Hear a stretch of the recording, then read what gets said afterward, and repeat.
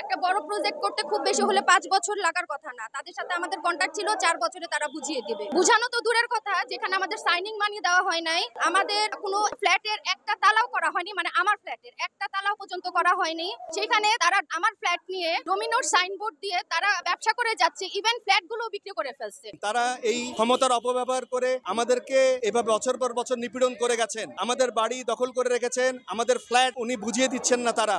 আমরা এখানে আজকে জমায়েত হয়েছি ডমিনো ল্যান্ড ওনার এবং ফ্ল্যাট ওনাররা, যারা ডমিনোর দ্বারা বছরের পর বছর প্রতারিত, যারা ল্যান্ড ওনার তারা জমি দিয়ে অনেক বছর 10-12 বছর হয়ে গেছে, বাড়ি শেষ হয়নি, 15-16 বছর হয়ে গেছে, অনেকে ফ্ল্যাট কিনে পুরোপুরি সব টাকা দিয়েছেন, বছরের পর বছর তারা ফ্ল্যাট পাননি। এবং তারপরে তাদের কাছে যখন জিজ্ঞেস করা হয় যে আপনারা কবে আমাদের বাড়ি শেষ করবেন, কবে আমাদের ফ্ল্যাট শেষ করে দেবেন, তারা আমাদেরকে প্রতি বছরের পর বছর বিভিন্ন মিথ্যা আশ্বাস দিয়ে আসে। তাদের যে এমডি আর্কিটেক্ট আব্দুল সালাম, তার এগেনস্টে 136টা মামলা আছে এবং তার এক ভাই ইঞ্জিনিয়ার সবুর, তিনি ছিলেন বিগত স্বৈরাচারী আওয়ামী লীগ সরকারের একজন এমপি এবং তার আরেক ভাই ছিলেন স্বেচ্ছাসেবক লীগে কাজ করতেন। তারা এই ক্ষমতার অপব্যবহার করে আমাদেরকে এভাবে বছর পর বছর নিপীড়ন করে গেছেন, আমাদের বাড়ি দখল করে রেখেছেন, আমাদের ফ্ল্যাট উনি বুঝিয়ে দিচ্ছেন না তারা। আমরা তাদের কাছে ব্যক্তিগতভাবে অনেক ধর্ণা দিয়েছি, কোনো লাভ হয়নি। তারপরে আমরা 7 মাস আগে 9ই মার্চে ডমিনোর এই অন্যায় অবিচারের বিরুদ্ধে বাংলাদেশ রিপোর্টার্স ইউনিটিতে একটা প্রেস কনফারেন্স করি। আজকে এই পরিবর্তিত পরিস্থিতিতে যখন বাংলাদেশের স্বাধীনতা 2, আমরা এখন আমাদের যারা আছেন সমাজে, যারা আইন শৃঙ্খলা বাহিনী আছেন এবং বিভিন্ন প্রতিষ্ঠান আছেন, তাদের কাছে দৃষ্টি আকর্ষণ করছি। আমরা ন্যায় বিচার চাই এই নিপীড়ক ডমিনো নামক এই রিয়েল এস্টেট কোম্পানি দস্যুর এগেনস্টে। আমার ফ্ল্যাটটা হচ্ছে তেজগাঁতে অবস্থিত।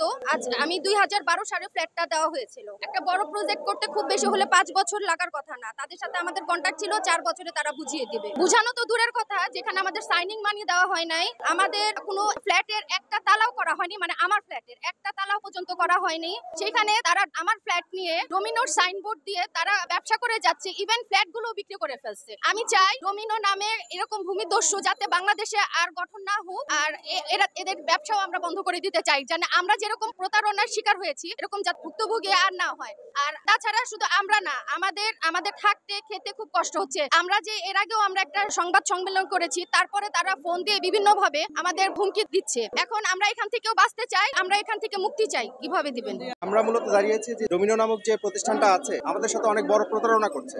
যেমন আমি আমারটা বলতে পারি, আমি 12 বছর আগে দিয়েছি, আমারটা 3 বছরের মধ্যে কমপ্লিট করার কথা, কিন্তু এখন পর্যন্ত তারা তো একতলা পর্যন্ত করেন, ওইভাবে ফেলে রাখছে এবং যে অবস্থা করেছে সেখানে ডেঙ্গু চাষের একটা আঁকড়া হয়ে গেছে। তার থেকে বড় জিনিস হচ্ছে ওদের সাথে যে আমার কথা ছিল যে আমার বাড়ি ভাড়া যেটার নাম দিছিল সাইনিং মানি, সেই সাইনিং মানি যে টাকাটা দেওয়ার কথা এখন পর্যন্ত 12 বছর হয়ে গেছে, এখন পর্যন্ত সেই টাকা আমরা পাইনি এবং দিনের পর দিন ওদের কাছে আমরা ধর্ণা ধরে কোনো উপকার পাইনি। এরকম আমরা একজন দুজন না, শত শত মানুষ দেখবেন যে আমরা প্রতারিত হচ্ছি। শুধু আমি একজন ল্যান্ড ওনার, এছাড়া যে কত ফ্ল্যাট কিনেছেন ফ্ল্যাট ওনাররাও এরকম প্রতারিত হচ্ছে। আমরা দিনের পর দিন ওদের অনেক কথা বলছি, কিন্তু ওরা আমাদের খালি আশ্বাস দেয়, কখনো কোনো কাজ করেন। আমার 12 বছর, আমার পাশে যিনি আছেন ওনার আছেন 17 বছর, এভাবে আমরা বহুদিন ধরে অপেক্ষা করছি, কিন্তু আমরা কোনো সলিউশন পাচ্ছি না। যে কারণে এতদিন উনি রাজনৈতিক বিভিন্ন প্রভাব দেখিয়েছেন। এখন যেহেতু একটা প্রেক্ষাপট চেঞ্জ হয়েছে, এর জন্য আমরা এখানে দাঁড়াতে পারছি।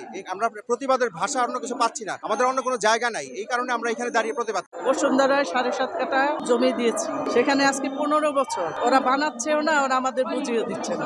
ভাড়া দেওয়ার কথা প্রতি মাসে 2 লাখ টাকা করে, 1 টাকা আজ পর্যন্ত দেয়নি। আমি চাই ক্ষতিপূরণ সহ আমার প্লট আমাকে বুঝাই দেয়। বসুন্ধরা আমাদের অনেক ভোগাইছে, বসুন্ধরার মধ্যে উনি আমাদের প্লট অনেক ঘুরাইছে। আমরা সালামের শাস্তি চাই।